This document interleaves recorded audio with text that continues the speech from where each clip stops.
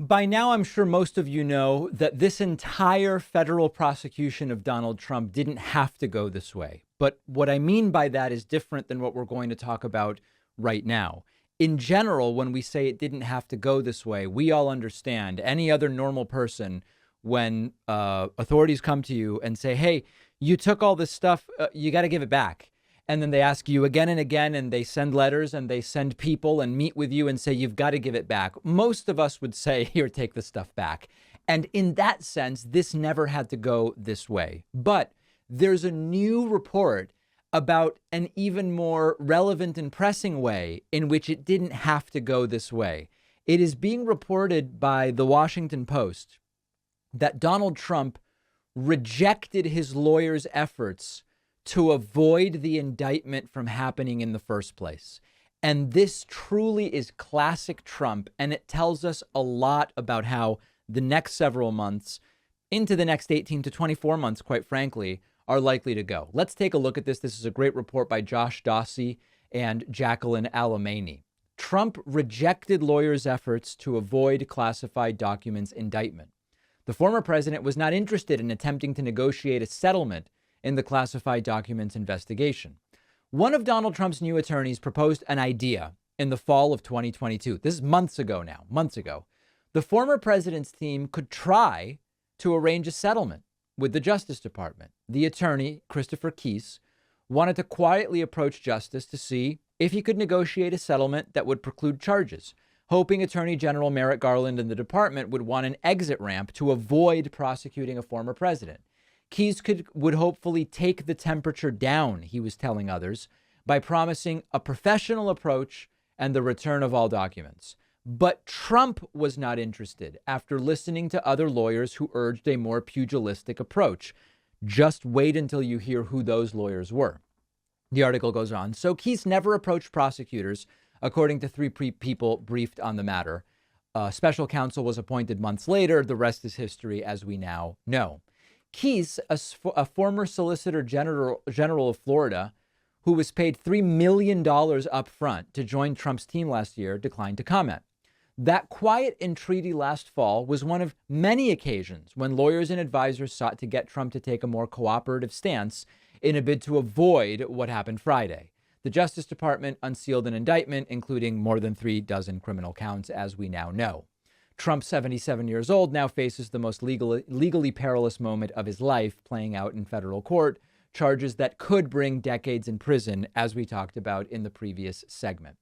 The article goes on to explain how Trump's claim that this is only under the Presidential Records Act is wrong. This now has become a criminal matter. Also in Vanity Fair, Bess Levin writes, report Donald Trump passed on a plan to avoid criminal charges, and now he's facing up to 400 years in prison. And it's basically a rewrite of much of the same stuff that we just talked about. This is classic Trump. OK, we have since learned that one of the people suggesting to Trump take a more combative approach, take a more pugilistic approach, was this guy named Tom Fitton from this right wing group called Judicial Watch. Not a working lawyer in the sense of criminal defense who would be able to give Trump anything approaching sensible advice on this particular matter. Classic Trump. You've got a bunch of lawyers. It's not just Christopher Keyes, a bunch of lawyers who are going through, who actually know what they're doing. And they're saying, listen, this is serious. Why don't we approach them and say, hey, we don't want this to get to an indictment. Let's figure this out. Now that we have the right people around Trump, we can get you the document in a professional and sober way. You're not going to have to indict Trump. And by the way, everything that we saw from Merrick Garland over the last couple of years is that he didn't want to have Trump indicted. There were some criticizing Garland saying this guy's not even willing to indict Trump. It's just not even a chance. I never went that far, but it certainly seemed like it wasn't something Garland was looking to do. But the more we learn about the goings on of the last 7-8 months, the more it seems as though Trump's refusal to take a less combative approach, in a sense, forced the hand of Merrick Garland. And there's a very good write-up that we already looked at in the last segment about how federal sentencing guidelines could be applied. those federal sentencing guidelines, I'm not going to redo that segment because we did it 10 minutes ago on the show. They point to something like 20 to 24 years based on sentencing guidelines, severity of crimes, how they'd likely be sentenced, and Trump being a first-time offender, at least technically speaking, so on and so forth. And the estimate also now adds that if Trump were to take responsibility, it might cut it down by about a third. I don't think Trump is going to be doing any of those things. So this is on brand for Trump. When you look at even the Mueller probe into Russia stuff, much of the way it went down was a direct result of the way in which Trump didn't just shut up and say, hey, I'm president now, I'm running the country. There's an investigation. I won't interfere. I will cooperate, but I will be saying nothing else publicly about it. Had Trump done that at the start of the Mueller probe, 90% of it wouldn't have taken place. It would have wrapped much more quickly, and it likely would not have brought down as many people as it did.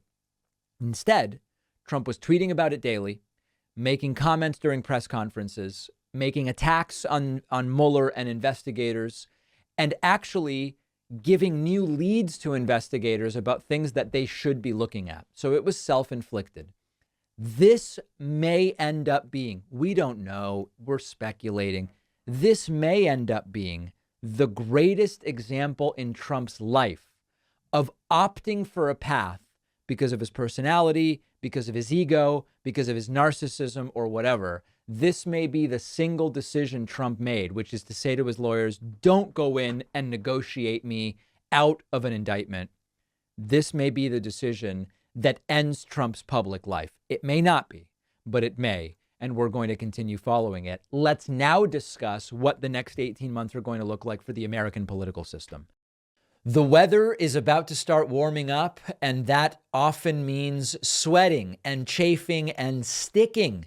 Sheath is the men's underwear that once and for all puts an end to all of that nonsense. Our sponsor, Sheath Underwear, has designed unique boxer briefs with an ergonomic compartment built to keep everything separate and dry and cool and comfortable by allowing air to circulate everywhere it needs to be.